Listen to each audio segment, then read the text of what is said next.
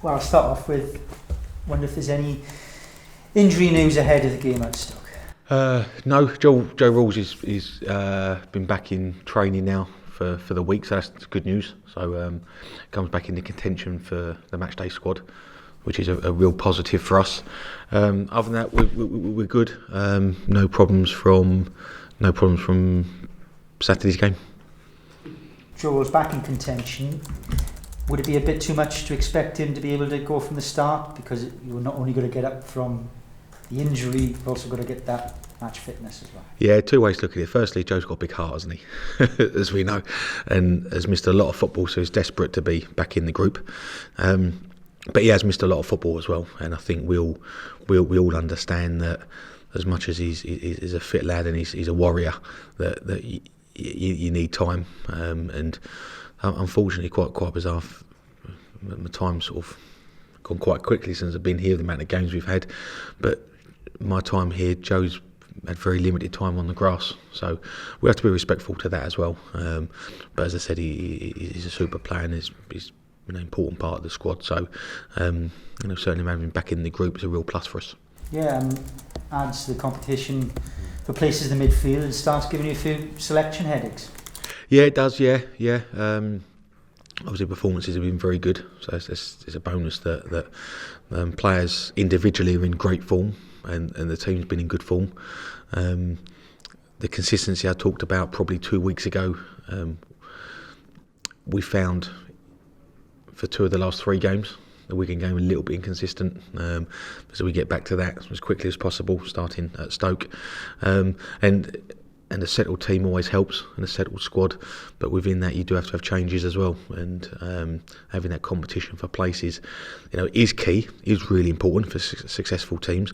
Having 30 players is too many, but having sort of 20 to 22 fit players that are in contention to push each other to play is really, really vital for a successful setup. You've had players make the most of those opportunities since you've come in, and in recent weeks. Will Vokes, you've spoken about, and his hunger to press his Wales chances as well. Jazz Richards is someone that you spoke fondly of since you arrived, and I think he's on one of his best run of games since arriving at the club 4 years ago. I'm glad you touched wood as well. Jazz could potentially force his way back into Wales contention as well, but you seem to be getting the best out of him.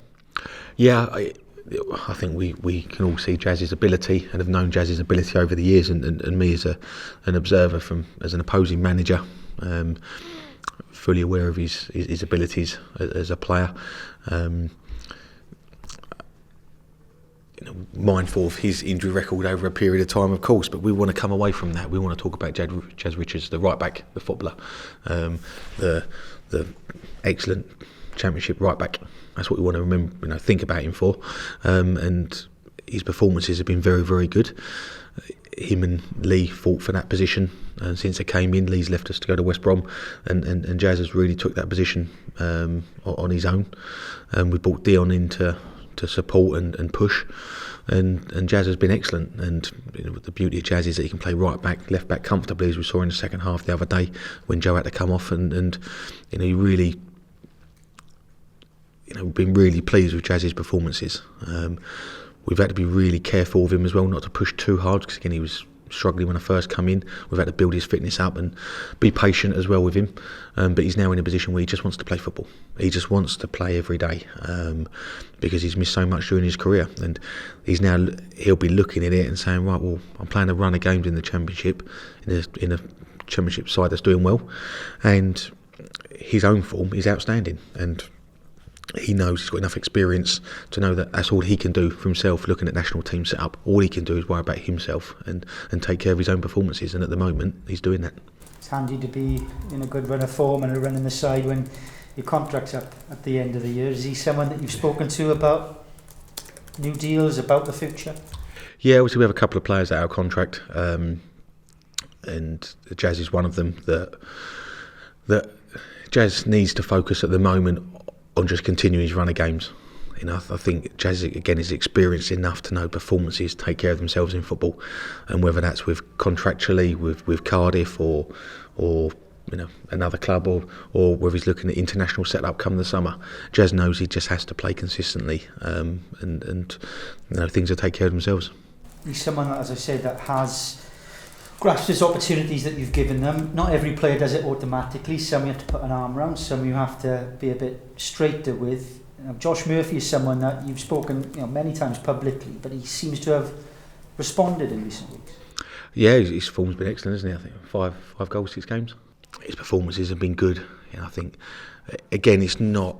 When I've talked about Lee Tomlin and like Mendes Lang and people like that, it's not just about what they can do with a football.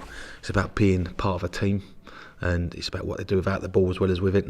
And Josh is one that's had to learn that and appreciate the fact it's the all-round game to play for Cardiff City and to play in Neil Harris's side. It's about both sides of it, and I think that's probably what the fans. A lot of them will see goals and assists and pace to run and be exciting, but a lot of them have got the knowledge and experience as a fan base to watch their players and say, well, actually, is he working harder? Is he covering more distance? Is he winning some headers? And okay, he's not going to be a Joe Rawls or a Sean Morrison in the sense of a competitive nature, but he can do it in different ways. He can still attempt tackles and still find that ability within his game, and he's doing it at the moment, and that breeds confidence and that breeds trust in the group, in him, and at the moment he's in a good run of form, and we hope that continues. From the Stoke point of view, what have you made of Michael O'Neill's impression? I think probably inconsistent, up and down.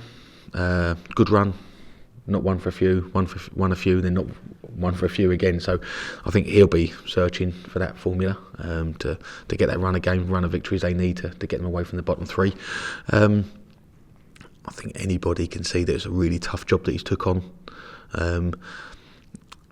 We can all sit and say, well, God, look at the group of players.